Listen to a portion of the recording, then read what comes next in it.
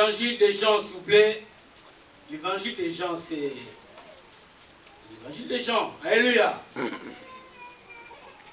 Est-ce qu'il est là, notre lectrice? Ou elle est là, elle est là, elle est là. Alléluia. Je sais qu'elle est là. Elle est là. Alléluia. Si elle est là, qu'elle se tienne debout et qu'elle lise la parole de Dieu. Maman, de lire la parole de Dieu, s'il vous plaît. L'évangile de Jean, au chapitre 4, rapidement, s'il vous plaît.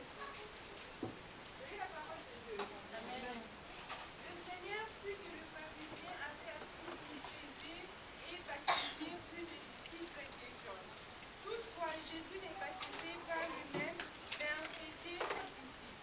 Alors il quitta la Judée et retourna en Galilée. Comme il fallait qu'il passât par la Samarie, il arriva dans une ville de Samarie nommée Sychar, près du camp que Jacob avait donné à Joseph, son fils. Là se trouvait le puits de Jacob. Jésus, fatigué du voyage, était assis au bord du puits. C'était environ la 6e heure. Une femme de Samarie vint puiser de l'eau. Jésus lui dit, donne-moi à boire, car ses disciples étaient allés à la ville pour acheter du pain. La femme samaritaine lui dit, comment toi qui es juif me demandes-tu à boire, à moi qui suis une femme samaritaine? Les juifs, en effet, n'ont pas de relation avec les samaritains. Jésus lui répondit, si tu connaissais les dons de Dieu et qui est celui qui te dit, donne-moi à boire, tu l'aurais toi-même demandé à boire et il t'aurait donné de l'eau vive. Seigneur, lui dit la femme, tu n'as rien pour puiser et le puits est profond. D'où aurais-tu donc cette eau vive?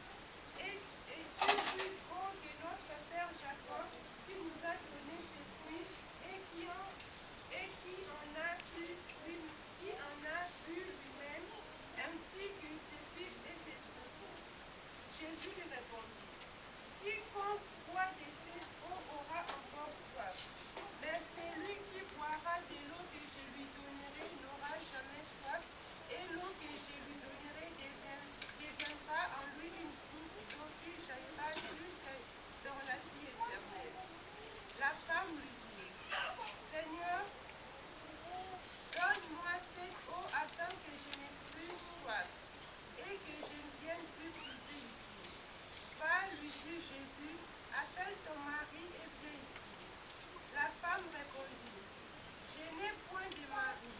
Jésus lui dit, tu as eu raison de dire, je n'ai point de mari, car tu as eu 5 maris, et celui que tu as maintenant n'est pas ton mari.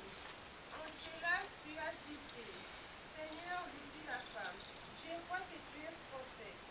Nos pères ont adoré sur cette montagne, et vous dites-vous que le lieu où il faut adorer est à Jérusalem.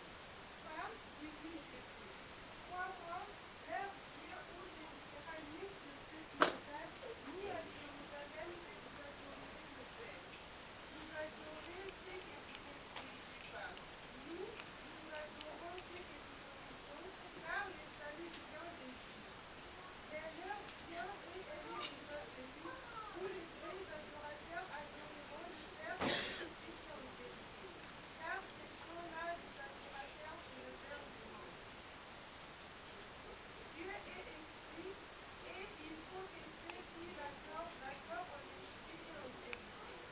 La femme lui dit, je sais que le Messie doit venir, celui qu'on appelle Christ. Quand il sera venu, il nous annoncera toutes choses. Jésus lui dit, je le suis, moi, fils de femme. Là, Jésus arrivèrent ses disciples, qui furent étonnés de ce qu'il parlait avec une femme.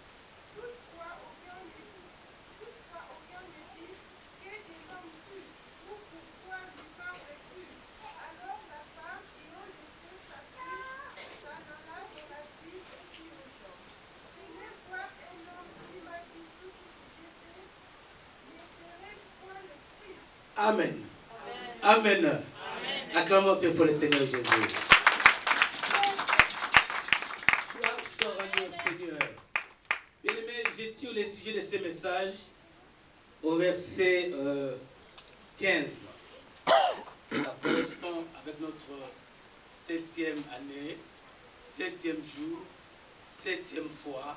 Alléluia. La femme lui dit, Seigneur, donnez-moi cette eau afin que je n'ai plus soif et que je ne vienne plus puiser ici. Écoutez bien mes frères. Va lui dire, Jésus, appelle ton mari et viens ici. La femme répondit, je n'ai point de mari. Jésus lui dit, tu as eu raison de dire, je n'ai point de mari, car tu as eu 5 maris. Amen. Amen. Nous allons compter maintenant. Tu as eu 5 maris. Celui que tu as maintenant, c'est le 6e. Suivons très bien. Alléluia. Amen. Car tu as eu 5 maris. Et celui que tu as maintenant n'est pas ton mari. Donc ça fait 6. Alléluia. Alors le 7e époux sera qui? Jésus. Alléluia. Amen. Laissez mon message ce matin, c'est le 7e époux. Alléluia. Amen. Le 7e époux. Gloire soit rendue au Seigneur. Bien-aimé dans le Seigneur. Oh, Jésus est merveilleux. Vous savez, j'ai toujours dit que les chiffres 7, c'est les chiffres de perfection, c'est les chiffres de Dieu. Quand Dieu a créé l'humanité, quand Dieu a créé le monde, il dit qu'au 7e jour, il s'est reposé. Alléluia. C'était le jour du repos. Et quand nous regardons très bien, pendant 6 jours, Israël a fait le tour de Jéricho. Arrivé au 7e jour, les murailles se sont écroulées d'elles-mêmes. Alléluia. Amen. Amen. Alléluia. Amen. Alors que l'homme disait à son serviteur, monte, allez voir s'il y a un nuage, monte, monte.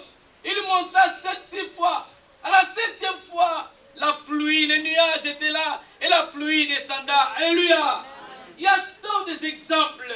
Même quand nous voyons Israël combattu par les Philistins. Mais la 7e année, lorsqu'ils ont crié vers l'Éternel, Dieu s'est révélé et Dieu a donné la victoire à Israël. Amen. Amen. Mais ce matin, je parle sur le 7e époux. Quand tu rencontres cet homme, ta vie doit totalement changer. Alléluia. Amen. Personne ne peut rencontrer Jésus et rester comme il était venu. Amen. Amen. Alléluia. Amen. Cette femme que nous connaissons, cette femme c'est toi, c'est moi, c'est l'église. Amen. Mais elle se nomme la femme samaritaine. Alléluia. Elle dit que cette femme était partie puiser de l'eau au puits qu'on appelait Sicar. Amen. À tout moment, elle allait à ce puits puiser de l'eau. Elle le ramenait au village de l'eau sur sa criche. Tout le monde la connaissait. Quand on la voyait, on la nommait la femme à la criche. Parce qu'elle se rendait au puits de Sicar. Mais la Bible dit que cette femme buvait de l'eau du puits. Mais sa vie n'a jamais changé. Sa vie n'a jamais été transformée. Mais sa vie restait la même. Alors un jour, Jésus passait par Samarie avec ses disciples. Les disciples allaient chercher à manger et Jésus est resté au bord du puits. Il avait une femme qui venait puiser de l'eau. Elle était une Samaritaine. Alors Jésus dit, femme, qu'elle était fatiguée de son voyage et assise au bord du puits. Elle dit, femme, donne-moi de l'eau.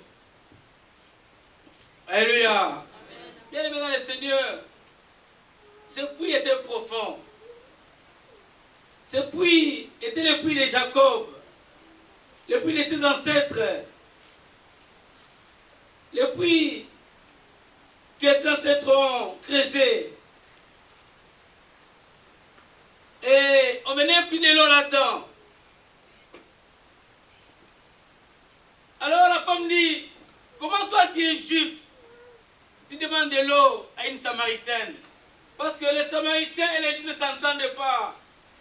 Mais la femme ne connaissait pas Jésus. Christ est venu pour unir le peuple.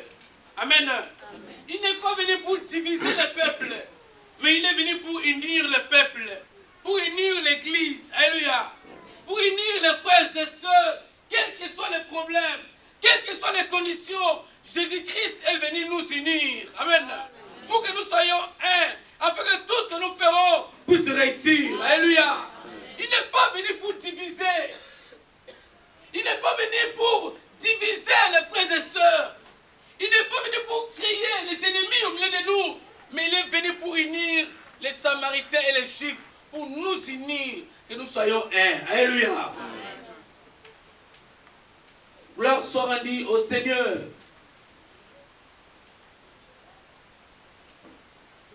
Oui, il dit, donne-moi à boire.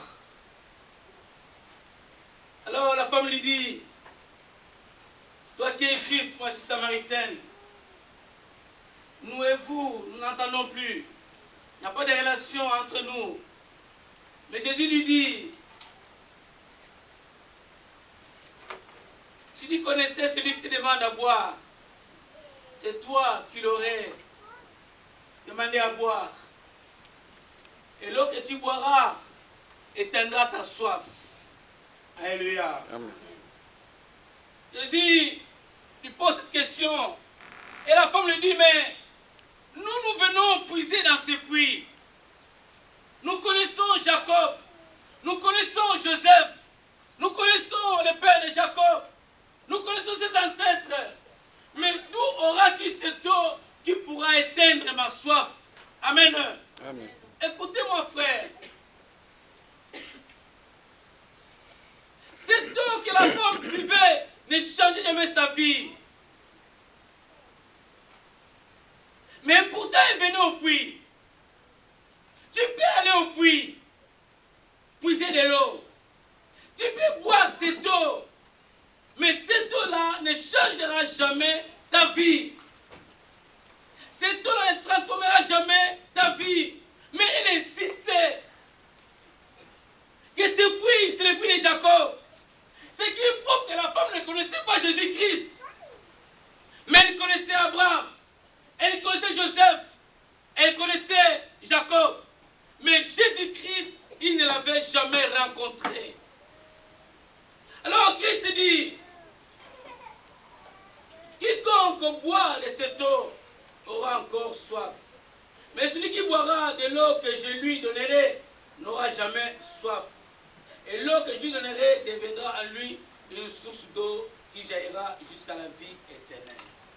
Écoutez, tu peux venir chanter, tu peux venir louer le Seigneur, tu peux venir acclamer Dieu et adorer le Seigneur, mais tu n'as jamais rencontré Jésus-Christ dans ta vie. Alléluia. Ce n'est pas le fait de venir à l'église, ce n'est pas le fait de chanter, ce n'est pas le fait de glorifier Dieu, ce n'est pas le fait de s'habiller très bien, ce n'est pas le fait de faire n'importe quoi, mais le premier problème, c'est ta rencontre personnelle avec Jésus-Christ. Si tu rencontres Jésus, ta vie doit totalement changer. Même ta manière de parler doit changer. Même ta manière de s'exprimer doit changer. Alléluia.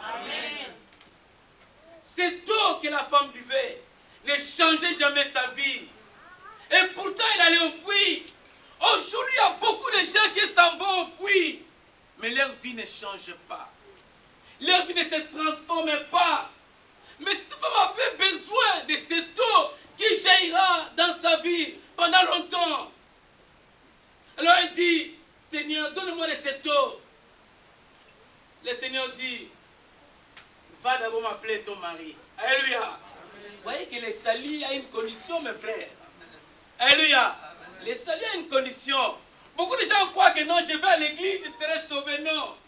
Beaucoup de gens croient que je vais à l'église, je serai sauvé. Non, mes frères. Le salut a une condition. Va d'abord m'appeler ton mari. Afin que tu ne sois